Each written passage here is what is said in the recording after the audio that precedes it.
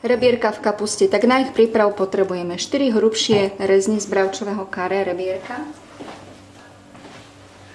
pol kila kapusty kyslej, 10 g slaninky nakrájanej na kocky, 1 cibuľu nakrájanú na kocky, 2 stručiky cesnaku prelisovaného, 1 až 2 bobkové listy, 1 zemiak postruhaný tiež na drobno, ako aj najemno, ako aj ten cesnak, 250 g kyslej smotany, ak chcete tak kečup podľa chuti alebo kápiu, máte čierne korenie, soľ, olej, ale ja tam dám trošku tej červenej papriky. Sa rozhodla, že to takto trošku dám do struhanky. Ono je to potom to mäsko také šťavnaté. Opečiem to na troche oleja. No a keď sa to mäso opečie, poukladáme si ho na plech a potom tam dáme tú kapustu.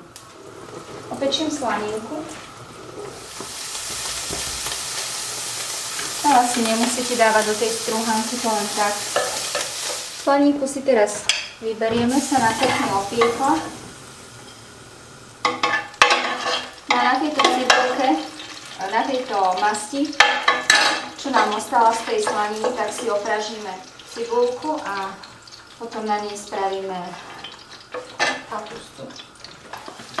Aby nám to neprehorelo. Keď sa nám tá cibulka pekne opiekla, tak do skôvika, aby nám nehorela. Teraz si tam dáme ten bobkový list a tú kapustu. Podusíme. Keď kapustu budeme mať hotovú, zahustíme tým prelisovaným, nastrúhaným zemiakom. Teraz tam dám ten cesnak. Tam dáme naspäť tú slaninku. Teraz do tej kapusty pridáme trošku vody. Necháme ho zakrytú.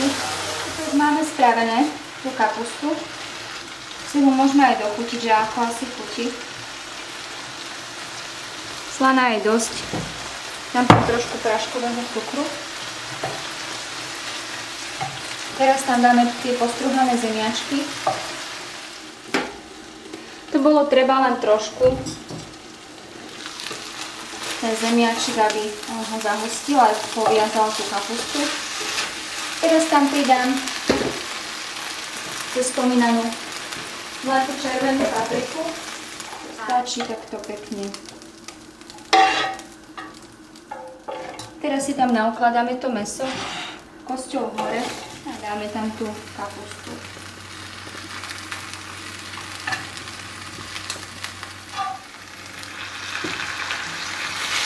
A teraz ho zakriem a dám ho pekne vedieť. Hneď ako vám v tej rúle začne váriť, tak si potom stopnite a malo by sa to tak robiť takú pol hodinku.